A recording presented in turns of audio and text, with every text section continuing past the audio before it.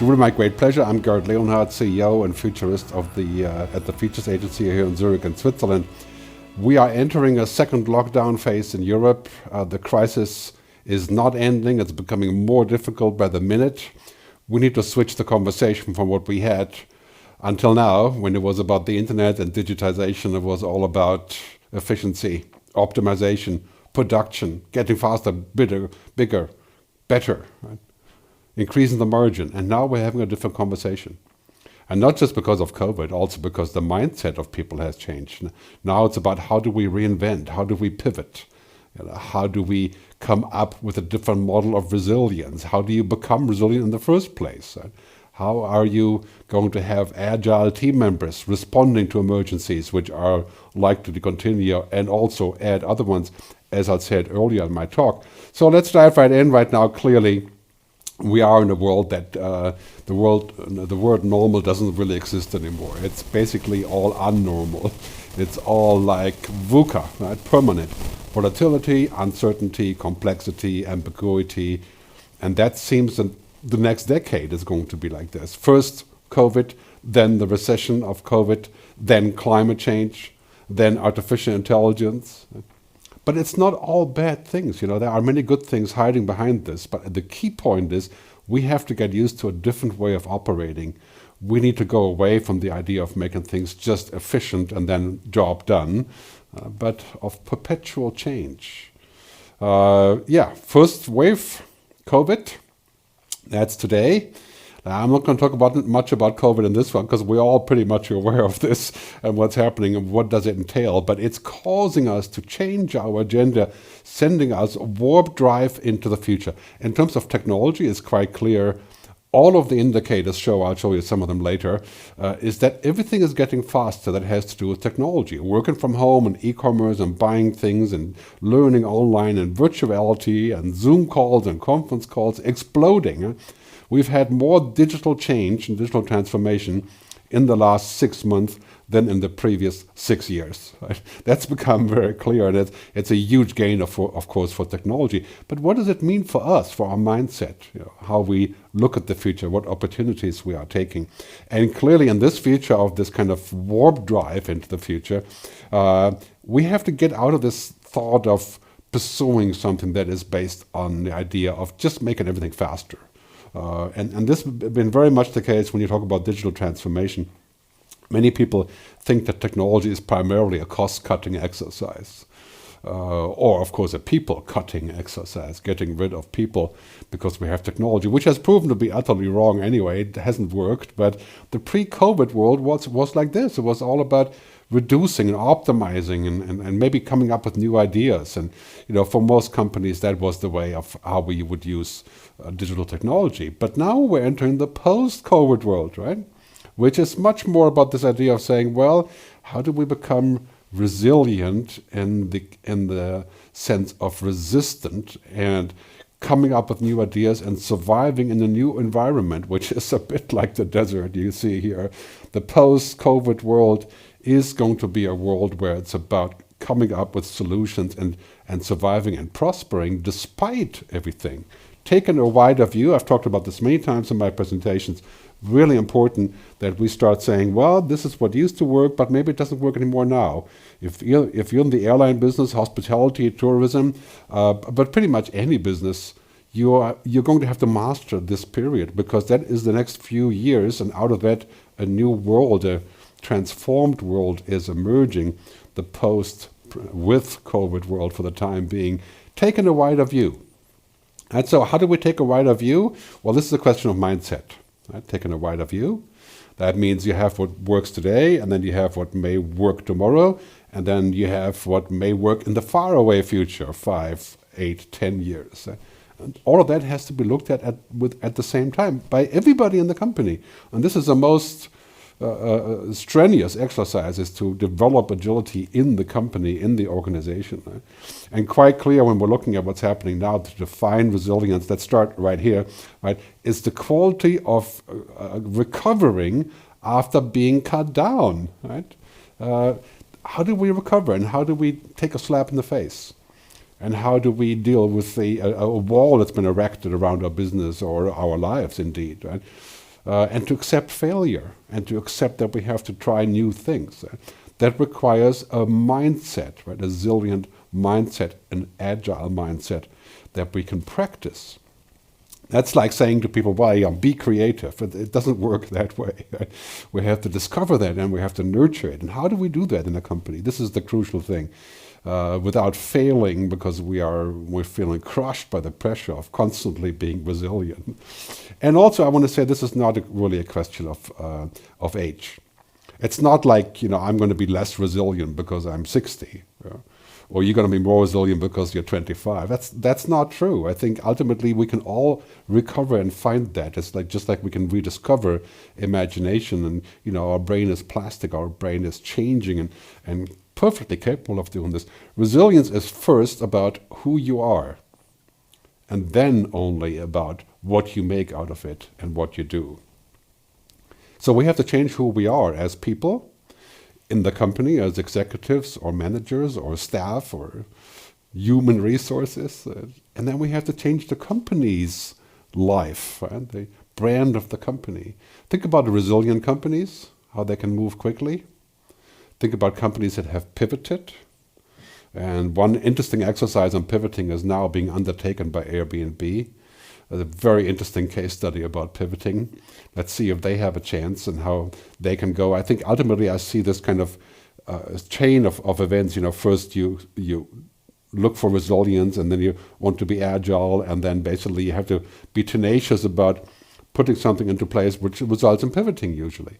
I'll talk more about that, but really what we're seeing right now is this is about who we are, and we have to change who we are to be successful, and we have to adapt.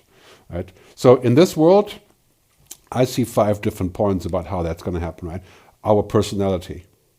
Companies have personalities, right? But let's talk about our personality. The way that we take things. Right? Can that be changed? Absolutely. There's trigger moments in our life that change who we are, how we react. You probably have seen all of those yourself. Our character. Strengthening our character, the good things in our character, our mindset, what we think is real, what we think is possible. That is resilience. When we say, well, that's looks like this is over. And do I go into shock mode, or do I go into stand-up mode, into tenacious mode? And our skills, of course, this is really something we can easily learn. Skills, for example, of identifying things, skills of negotiation, skills of understanding. Those are things that we learn every single day. And finally, it's about our values. Do we believe that we can make a difference? Do we believe that humans are good or bad in principle? What are our ethics behind this? So that all flows into resilience and developing resilience. And this is a very big point, I think, of our future. Great example here is this fashion company called Jacques Mus. And they showed some amazing resilience and also inventiveness by putting their fashion show into a cornfield because of COVID restrictions. And it's pretty amazing, of course. I don't know what happened to the cornfield after that, but I think they were looking not to cut down as much as they would otherwise have cut. But basically what we're seeing here is that this cultural transformation that says, yeah, this is possible. Yes, we can do something really far out. We can pivot. We can be unorthodox. Right? That is a cultural shift that we have to embrace. It is required as part of resilience. And that's something we have to look at, especially with older companies or family companies, or especially in the financial business or insurance business, where we have often pretty rigid structures. We need a cultural transformation to be allowed to think out of the box, as they say, about the future. That is a cultural transformation that we need to do. So a very important point here, a resilient culture also embraces failure. There's lots of TV stations that are switching off now, so to speak. Lots of things that don't work anymore. International tourism? No, not working for the time being. Flying like we used to for business? No, it's 80% down. How are you going to embrace a new future? How are you going to embrace trying something and then it fails? I'll give some examples later, but sometimes you try things because you need to pivot and just nothing happens from it. And embracing failure is something that's much harder for us here in Europe. I live in Switzerland. You may be all over the world watching this, but a culture of failure is, this is a very American way of looking at things. Failure is good. Going bankrupt is part of life. Well, that's much more difficult for us here in Europe, especially here in Switzerland. We must embrace failure when we try to pivot, when we try to be agile because, we're responding in real time. We're fixing the airplane while we're in the air. So this is an important thing. How do we do that? Well, that has to come from leadership. Fail fast, fail cheap, try again. I've said that many times over the last 20 years. But don't fail deep and expensive and never try again. That's quite a difference. You have to be responsible with your failure, of course. Yeah? So a resilient culture embraces failure. Great example here is Coke. When Coke launched the new Coke, I think that was almost 10 years ago, I think. But the Coke CEO fully acknowledged that it took 79 days for them to pull the new Coke from the market. Was an utter disastrous failure. Right? And now the Coke CEO says, they have an award for projects that fail. That's the opposite. We always have awards for projects that are successful, making lots of money. We should award people for trying. Right? A resilient culture embraces failure, moves forward, and they learned many things. I think among others, the new Coke came back and won in a Netflix series the other day. I think it's called some science fiction show, but it made a comeback there. So it wasn't utterly disastrous in the end. Yeah? So we need to go away from this focus on functioning. And I clearly understand why that is, because we have many moving worlds, especially in large companies. Functioning is okay, efficiency is good, don't get me wrong, right? But we have to get away from a focus of saying function, function, function, because that's what machines do. Right? Machines are capable of functioning, they're not capable of reinventing their own function. Well, maybe they will be in the future, but for the time being, we have to think about a change towards creativity. That's really what agility is. We can create.